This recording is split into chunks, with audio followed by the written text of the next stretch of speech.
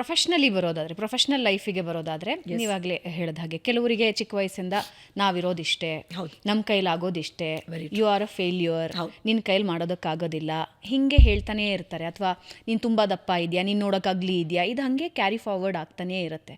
ಅದರಿಂದ ಹೊರಗೆ ಬರೋದು ಹೇಗೆ? ಓಕೆ, ರಿಲೇಷನ್ಶಿಪ್ಸ್ ಬಗ್ಗೆ ಹೇಳಿದ್ರಿ, ಬಟ್ ಆ ಸೆಲ್ಫ್ ಕಾನ್ಫಿಡೆನ್ಸ್ ಬೆಳೆಸೋದು ಹೇಗೆ?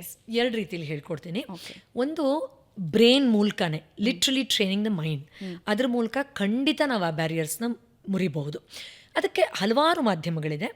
ಬೆಸ್ಟ್ ನಾವು ಅದನ್ನು ಬರೆದು ಅಥವಾ ಮಿರರ್ ಮುಂದೆ ಕೂತು ನನ್ನನ್ನು ನಾನು ಅರ್ಥ ಮಾಡ್ಕೊಳ್ತಾ, I love my self, I am the best, ನಾನು ದಿನೇ ದಿನೇ ಉತ್ತಮವಾದ ರೀತಿಯಲ್ಲಿ ಬದಲಾಗ್ತಾ ಇದ್ದೀನಿ, ನಾನು ಚೇತರಿಸ್ಕೊಳ್ತಾ ಇದ್ದೀನಿ, ನಾನು ನನ್ನ ದೇಹನ ಗೌರವಿಸ್ತೀನಿ, ನನ್ನ ದೃಷ್ಟಿಯಲ್ಲಿ ನಾನು ತುಂಬ ಸುಂದರವಾಗಿದ್ದೀನಿ, ನನ್ನನ್ನು ಭಗವಂತ ಪ್ರೀತಿಸೋದಕ್ಕೋಸ್ಕರನೇ ಇಷ್ಟೆಲ್ಲ ಸೌಲಭ್ಯ ಕೊಟ್ಟು ಸೃಷ್ಟಿಯಲ್ಲಿ ನನ್ನ ಇರಿಸಿದ್ದಾನೆ.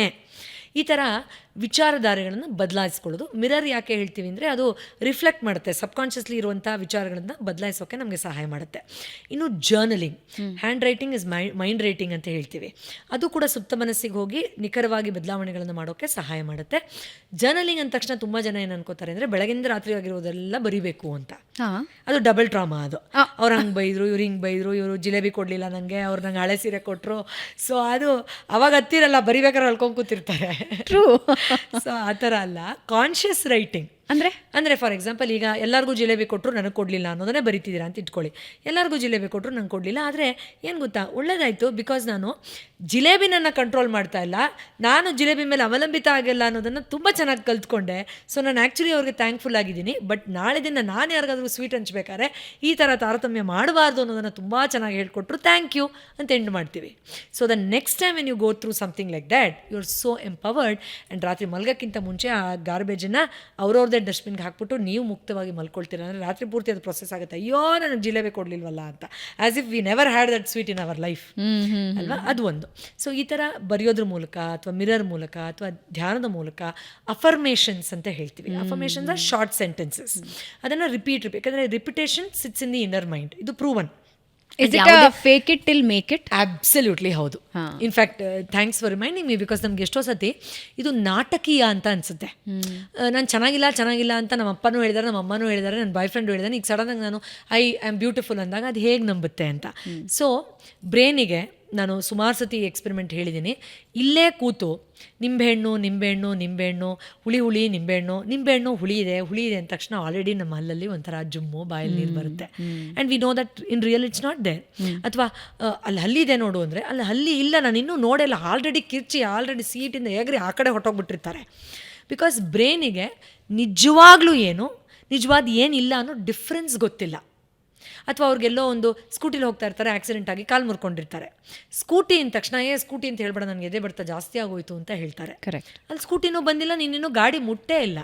Because brain cannot differentiate. This is real brain science. This is brain science ಅಲ್ವಾ. ನಮಗೆ ಆ ರಿಯಲ್ ಅನ್ರಿಯಲ್ ಅನ್ನೋದು ಬ್ರೈನಿಗೆ ಗೊತ್ತಿಲ್ಲ. ಸೊ ಅದರಿಂದ ನಾವು ಅದನ್ನು ಹೀಗೆ ಅಂತ ನಾಟಕೀಯವಾಗಿ ಹೇಳ್ತಾ ಒಂದಿನ ಅದು ಆ ಡೋರ್ನ ಓಪನ್ ಮಾಡಿ ಸುಪ್ತ ಮನಸ್ಸು ಒಳಗಡೆ ಬಿಟ್ಬಿಡುತ್ತೆ. ಒಂದು ಎಕ್ಸಾಂಪಲ್ ಹಾಗಾದರೆ ಇದನ್ನು ಕೊಡ್ಬೋದಾ? ಎಸ್. ಎಲ್ಲರೂ ಕರಿಯರ್ ಬಗ್ಗೆ ಯೋಚನೆ ಮಾಡ್ತಿರೋದು, ನಾನು ಅದನ್ನು ಜಾಸ್ತಿ ಕೇಳ್ತಾ ಇದ್ದೀನಿ ನಿಮಗೆ. ಪ್ಲೀಸ್. ನಾನು ಒಬ್ಬ ಅದ್ಭುತ ಉದ್ಯಮಿ ಆಗ್ತೀನಿ ಅನ್ಬೇಕಾ, ಆಗಿದ್ದೀನಿ ಅಂತ ಹೇಳಬೇಕು. ಎಸ್. ಯಾಕೆಂದರೆ ಆಗ್ತೀನಿ ಅಂದಾಗ ಇನ್ನೂ ಆಗಿಲ್ಲ ಅನ್ನೋ ಆತಂಕ, ಅಯ್ಯೋ ಆಗಲ್ಲ ಬಿಡು ನೀನು ಅಂತ ಹೇಳಿಸುತ್ತೆ. ಮತ್ತು ಆಗಿದ್ದೀನಿ ಅಂತಂದಾಗ ನಾನು ಆಗಲೇ ಹೇಳಿದಾಗೆ brain cannot make out the difference. So it will start preparing you to get the calibre. ಉದ್ಯಮಿ ಆಗೋಕ್ಕೆ ಬೇಕಾಗುವಂಥ ಹಾವ ಭಾವ ಅಥವಾ ಚಾಣಾಕ್ಷತನ ಅಥವಾ ಇದು ನಿಮಗೆ ಏನು ಕ್ರಿಯಾಶೀಲತೆ ಬೇಕೋ ಅದನ್ನೆಲ್ಲ ಡೆವಲಪ್ ಮಾಡೋದ್ರ ಕಡೆ ಆಲ್ರೆಡಿ ವರ್ಕ್ ಮಾಡಿಬಿಡುತ್ತೆ. ಒಂದು ಸಿಂಪಲ್ ಭಾಷೆಯಲ್ಲಿ ಹೇಳೋದಂದರೆ, ಇವಾಗ ಆಗಿದ್ದೀನಿ ಅಂತ ಹೇಳಿದಾಗ ಬ್ರೈನು ಆಗಿದ್ದೀನಿ, ಹಾಗಾಗಿ ನನ್ನ ನಡವಳಿಕೆ ಏನು ಅನ್ನೋದನ್ನ ಯೋಚನೆ ಮಾಡೋಕ್ಕೆ ಶುರು ಮಾಡುತ್ತೆ. ಅಬ್ಸಲ್ಯೂಟ್. ಆಸ್ ಅ ಉದ್ಯಮಿ ನಾನು ಏನು ಮಾಡಬೇಕು ಅನ್ನೋದಕ್ಕೆ ರೂಟ್ಗಳನ್ನು ಓಪನ್ ಮಾಡ್ತಾ 100%. ಎಸ್, ಹೌದು. ಯಾಕಂದರೆ ಯಾವ್ದು ಇಲ್ಲ ಅಂತ ಹೇಳ್ತೀವಿ, ಅದು ಇನ್ನೂ ಇಲ್ಲ ಅಲ್ವಾ, ಅದಿನ್ನೂ ಫ್ಯೂಚರ್ಗೆ ಪುಷ್ ಮಾಡಿದಾಗೆ. ಅದು ಇನ್ನೂ ಇಲ್ವಲ್ಲ, ಇದ್ದಾಗ ನೋಡ್ಕೊಳ್ಳೋಣ, ಅಥವಾ ಇಲ್ವಲ್ಲ, ಅಯ್ಯೋ ಇಲ್ವಲ್ಲ ಅನ್ನೋ ಆತಂಕವನ್ನು ಬರ್ಸುತ್ತೆ. ಸುಮ್ಮನೆ ಇದು ತುಂಬ ಮನಿ ಮಾತಾಡ್ತಾರೆ ಜನ, ಹಾಗೆ ಕೇಳ್ತಿದ್ದೀನಿ. ಕೆಲವರು ಹಿಂಗೆ ಫನ್ ಆಗಿ ಕೇಳ್ತಾ ಇರ್ತಾರೆ, ಹೌದಪ್ಪ ಇವಾಗ ನನ್ನ ಬ್ಯಾಂಕಲ್ಲಿ 10 ಕೋಟಿ ಇದೆ ಅಂತ ನಾನು ಅನ್ಕೋತೀನಿ, ಬಂದುಬಿಡುತ್ತಾ ಅಂತಾರೆ. ಖಂಡಿತ ಒಳ್ಳೆ ಪ್ರಶ್ನೆ ಬರಲ್ಲ. ಯಾಕೆ ಗೊತ್ತಾ? ಯಾಕೆ ಅಂದರೆ 10 ಕೋಟಿ ದುಡಿಯೋ ಕ್ಯಾಲಿಬರ್ ನನಗಿದೆ ಅಂತ ನಿಮ್ಮ ಸುಪ್ತ ಮನಸ್ಸು ನಂಬೇ ಇಲ್ವೇ? ಸೊ ಅದು ಬರಲ್ಲ. ಸೊ ಅನ್ರಿಯಲಿಸ್ಟಿಕ್ ಆಗಿ ವಿತೌಟ್ ಫೇತ್ ಇದು ಸಾಧ್ಯನೇ ಇಲ್ಲ ಅವರಪ್ಪನೂ ಅಷ್ಟು ಹಣ ದುಡ್ದೇ ಇಲ್ಲ, ಸೊ ನಾನು ಆ ಬ್ರ್ಯಾಕೆಟಲ್ಲಿ ಬರೋದೇ ಇಲ್ಲ ಅನ್ನೋದು ತುಂಬ ಡೀಪ್ ರೂಟೆಡ್ ಆಗಿ ಲಿಮಿಟೆಡ್ ಬಿಲೀಫ್ ಆಗಿ ನಮ್ಮಲ್ಲಿ ಕೂತಿದೆ. ನಾನೊಂದು ಎಕ್ಸಾಂಪಲ್ ಹೇಳಲೇಬೇಕು ಈ ನಿಟ್ಟಿನಲ್ಲಿ. ಎಷ್ಟೋ ಸತಿ ನಮ್ಮ ಮನೆಗಳಲ್ಲೇ ನಾವು ನೋಟಿಸ್ ಮಾಡ್ಬೋದು, ಎಲ್ಲರ ಮನೇಲೂ ಯಾವುದೋ ಒಂದು ಪ್ಯಾಟರ್ನಲ್ಲಿ ನಮ್ಮ ಫ್ಯಾಮಿಲಿ ಬಂದಿರುತ್ತೆ ಅಂತ ಇಟ್ಕೊಳ್ಳಿ. ಆ ಪ್ಯಾಟರ್ನ್ ಬಿಟ್ಟು ನೀವು ಹಾಕ್ಕೊಳ್ಳೋ ಬಟ್ಟೆಯಿಂದ ಹಿಡ್ಕೊಂಡು ಮಾಡೋ ಕೆಲಸದವರೆಗೂ ಅಥವಾ ನಿಮ್ಮ ವಿಚಾರ ಚೇಂಜ್ ಆಗೋವರೆಗೂ ಏನಾದರೂ ಸ್ವಲ್ಪ ಚೇಂಜ್ ಆದರೆ ಮನೇಲಿರೋರೆಲ್ಲ ಕ್ರ್ಯಾಂಕಿ ಆಗಿಬಿಡ್ತಾರೆ. ಹೌದು, ಬಿಕಾಸ್ ಅದು ಸಿರಿತನದಿಂದ ಹಿಡ್ಕೊಂಡು ಹೆಚ್ಚು ಓದೋದ್ವರೆಗೂ ಏನು ಬೇಕಾದ್ರೂ ಇರಬಹುದು. Because we are so adjusted to that bucket. ಅದ್ರ ಒಳಗಡೆ ಏನು ಪ್ರಪಂಚ ಇಲ್ಲ, ಅದ್ರ ಹೊರಗಡೆ ನೀನೇನು ಮಾಡ್ತಾ ಇದೆಯಾ ಅಂತ, ಇನ್ಕ್ಲೂಡಿಂಗ್ ದಟ್ ಪರ್ಸನ್. ನಾನೇನೋ ತಪ್ಪು ಮಾಡ್ತಾ ಇದ್ದೀನ, ದುಡ್ಡು ಮಾಡಿ ಜಾಸ್ತಿ ಓದಿ ಫೇಮಸ್ ಆಗಿ ವಾಪಸ್ ಹೋಗ್ಬಿಡೋಣ ಇರು ಅಂತ ಏನೋ ಹುಚ್ಚುಚ್ಚು ನಿರ್ಧಾರಗಳನ್ನು ಮಾಡಿ ಕಳ್ಕೊಂಡು ವಾಪಸ್ ಹೋಗಿರೋರು ತುಂಬ ಜನ ಇದ್ದಾರೆ. ನಂದೇ ಒಂದು ಉದಾಹರಣೆ ಕೊಟ್ಬಿಡ್ತೀನಿ. ನಾವು ತುಂಬ ಲೋವರ್ ಫ್ಯಾಮಿಲಿಯಿಂದ ಬಂದಿರೋದ್ರಿಂದ ಡೈಲಿ ಜೀವನ ಹೆಂಗೆ, ನಮ್ಮ ತಂದೆ ಆಟೋ ಓಡಿಸ್ತಾ ಇದ್ರೆ ಅವತ್ತು ತಂದಿದ್ದ ದುಡ್ಡು ಅವತ್ತಿಗೆ. ಸೇವಿಂಗ್ಸ್ ಅನ್ನೋದು ನಮ್ಮ ಮನೇಲಿ ಗೊತ್ತೇ ಇರಲಿಲ್ಲ. ಹೊಸ ಕಾನ್ಸೆಪ್ಟ್ ಅಲ್ವಾ? ನೋ ಕಾನ್ಸೆಪ್ಟ್, ಅದು ಇಲ್ವೇ ಇಲ್ಲ, ಇನ್ವಿಸಿಬಲ್ ಅದು.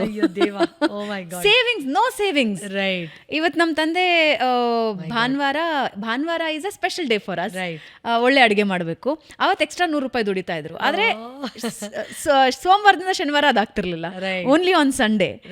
ಅಗೇನ್ ₹100 ಉಳಿತು ಅಥವಾ ₹50 ಉಳಿತು ಅಂದ್ರೆ ಅದನ್ನು ಸ್ಪೆಂಡ್ ಮಾಡ್ಬಿಡೋರು.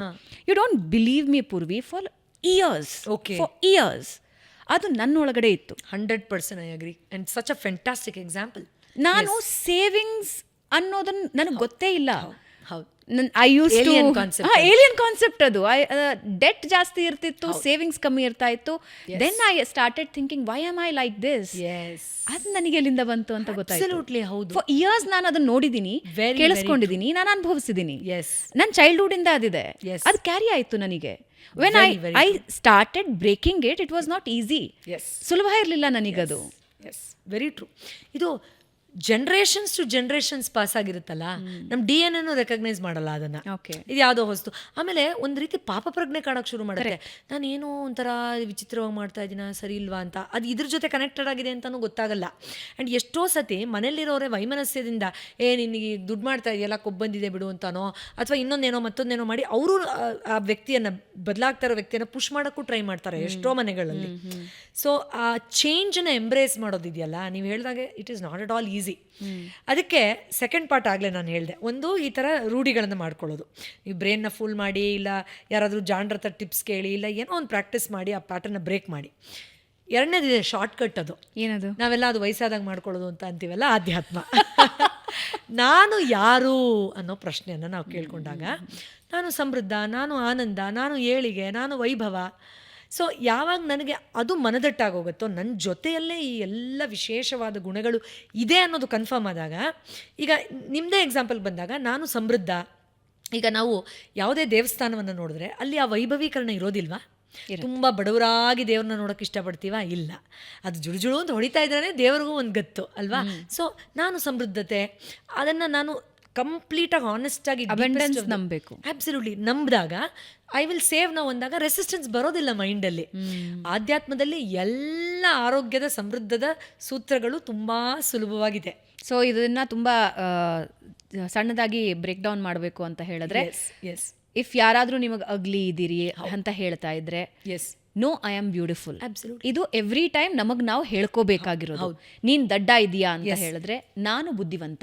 ಈಗ ಇದಕ್ಕೊಂದು ಹ್ಯಾಶ್ಟ್ಯಾಗ್ ಎಕ್ಸ್ಪ್ಲನೇಷನ್ ಕೊಡ್ತೀನಿ. ತುಂಬ ಒಳ್ಳೆ ಎಕ್ಸಾಂಪಲ್ ಹೇಳಿದ್ರಿ. ನಾನು ಈಗ ನೀನು ಅಗ್ಲಿ ಇದೆಯಾ ಅಂದರೆ ನಾನು ಸುಂದರವಾಗಿದ್ದೀನಿ ಅಂತ ಹೇಳ್ಕೊಳ್ತೀವಿ ಅಂತ. ಈಗ ಆಧ್ಯಾತ್ಮದ ಕಾಂಟೆಕ್ಸ್ಟಲ್ಲಿ ಪ್ರಾಮಾಣಿಕವಾಗಿ ನಾನು ನಂಬೇಕಲ್ಲ ಆ ಸೆಂಟೆನ್ಸ್ನ, ಹೌದು ನಾನು ಸುಂದರವಾಗಿದ್ದೀನಿ ಅಂತ. ಅದಕ್ಕೆ ಬ್ಯಾಕ್ಗ್ರೌಂಡ್ ಥಾಟ್ ಪ್ರಾಸೆಸ್ ಏನು ಓಡಬೇಕು ನೀವು ಮನೇಲಿ ಕೂತ್ಕೊಂಡು ನಿಮ್ಮ ಜೊತೆ ನೀವು ಸಮಯ ಸ್ಪೆಂಡ್ ಮಾಡಿದಾಗ ಅಂದರೆ, ನಂತರ ಅಥವಾ ನಿಮ್ಮ ಥರ ಬ್ರಹ್ಮಾಂಡದಲ್ಲಿ, ಇಡೀ ಬ್ರಹ್ಮಾಂಡದಲ್ಲಿ, ಇಡೀ ಸೃಷ್ಟಿಯಲ್ಲಿ ಇದುವರೆಗೂ ಯಾರಾದರೂ ಬಂದಿದ್ದಾರಾ? ಹಿಂದೆ ಮುಂದೆ ಬರ್ತಾರಾ? ಗೊತ್ತಿಲ್ಲ. ಹಾಗಾದರೆ ನೀವು ವಿಶೇಷ ಅಲ್ವಾ? ಖಂಡಿತ ಬರೋದಿಲ್ಲ. ಈಗ ಅಟ್ಲೀಸ್ಟ್ ನಿಮ್ಮ ಮುಖ ಮ್ಯಾಚ್ ಆದರೂ ನಿಮ್ಮ ಫಿಂಗರ್ ಪ್ರಿಂಟ್ ಮ್ಯಾಚ್ ಆಗಲ್ಲ, ಫಿಂಗರ್ ಪ್ರಿಂಟ್ ಮ್ಯಾಚ್ ಆದರೂ ನಿಮ್ಮ ಕಾಲ್ದು ಇದು ಪ್ರಪೋರ್ಷನ್ ಮ್ಯಾಚ್ ಆಗಲ್ಲ, ಹೌದಲ್ವಾ? So it is practically impossible that somebody like you is going to be born again in this universe. ಎಂಟರ್ ಈ ಜನ್ಮ ಬಿಟ್ಬಿಡಿ, ಇಡೀ ಕ್ರಿಯೇಷನಲ್ಲಿ ಹೇಳ್ತಾ ಇದ್ದೀನಿ. ಈಗ ನಾನು ಈ ಕಾನ್ಸೆಪ್ಟಲ್ಲಿ ನಾನು ವಿಶೇಷ ಅಂದ್ಕೊಂಡ್ರೆ ಏನೋ ದೊಡ್ಡದಾಗಿ ಓಪನ್ ಆದಂಗೆ ಆಗುತ್ತೆ ಅಲ್ವಾ? ಹೌದಲ್ವಾ? ಈಗ ಬುದ್ಧಿವಂತದ್ದು ಹೇಳಿದ್ರಿ. Yes, please go ahead. Yes, ಅದೇ ನಾನು ಬುದ್ಧಿವಂತ. ಎಸ್, ಇವಾಗ ಅದಕ್ಕೊಂದು ಎಕ್ಸ್ಪ್ಲನೇಷನ್ ನಾವು ಮನೇಲಿ ಕೂತ್ಕೊಂಡು. ಈಗ ಜ್ಞಾನ ಅನ್ನೋದು ಎಷ್ಟು ಹೇರಳವಾಗಿದೆ, ಅದು ನಮ್ಮ ಬ್ರೈನ್ ಪವರ್ಗೆ ಖಂಡಿತ ಲಿಮಿಟೆಡ್ ಅಲ್ಲ. ಒಬ್ಬ ಒಲಿಯೋದಲ್ಲಿ ಜಾಣ ಆದರೆ ಒಬ್ಬ ಟ್ರೇಡಿಂಗಲ್ಲಿ ಜಾಣ ಇರ್ತಾನೆ, ಒಬ್ಬ ಮ್ಯಾಥ್ಸಲ್ಲಿ ಜಾಣ ಆದರೆ ಒಬ್ಬ ಬಯಾಲಜಿಲಿ ಜಾಣ ಇರ್ತಾನೆ, ಅಥವಾ ಇದು ಯಾವುದೂ ಗೊತ್ತಿಲ್ಲ ಅಂದರೆ ರೈತ ಭಾರಿ ಜಾಣ ಇರ್ತಾನೆ ಅವ್ನ ಕೆಲಸದಲ್ಲಿ. ಸೊ ಆ ಜಾಣ್ಮೆಯನ್ನು ನಾನು ರೀಡಿಫೈನ್ ಮಾಡಿಕೊಂಡು ನಾನು ಭಗವಂತನ ಬುದ್ಧಿವಂತ ಮಗು ಅಂತ ಅಂದ್ಕೊಂಡಾಗ, ಯಾರೇ ಪೆದ್ದ ಅಂದರೆ ಹೋಗ ನಾನು ತುಂಬ ಜಾಣ ಅಂತ ಅಂದಾಗ ಅವನಿಗಲ್ಲಿ ಆಕ್ಸೆಪ್ಟೆನ್ಸ್ ಬರುತ್ತೆ. ಇಲ್ಲಾಂದರೆ ಪೆದ್ದ ಅಂದಾಗ ನಾನು ಜಾಣ ಅಂದರೆ ಇಲ್ಲ ನಾನು ಜಾಣ ಇಲ್ಲದೆ ಇರ್ಬೋದು ಅಂತ ಅಲ್ಲಿ ಡೌಟ್ ಆಗುತ್ತೆ. ಡೌಟ್ ಇಸ್ ಶಾರ್ಟ್ ಸರ್ಕ್ಯೂಟ್, ಅಂದರೆ ಕರೆಂಟ್ ಪಾಪ ಚೆನ್ನಾಗಿ ಪಾಸ್ ಆಗಿ ಠಕ್ ಅಂತ ಎಲ್ಲ ಆಫ್ ಆಗಿಬಿಡುತ್ತೆ. ಸೊ ಈ ಡೌಟ್ ಬರಬಾರ್ದು, ಆಳವಾಗಿ ನಂಬಬೇಕು ಅಂದರೆ ನೀವು ನಿಮ್ಮ ಜೊತೆಯಲ್ಲಿ ಈ ಒಂದೊಂದು ಕಾನ್ಸೆಪ್ಟ್ ಜೊತೆಲೂ ಅಟ್ಲೀಸ್ಟ್ 2 ನಿಮಿಷ ಕೂತ್ಕೋಬೇಕು. Very beautiful. ಎಸ್.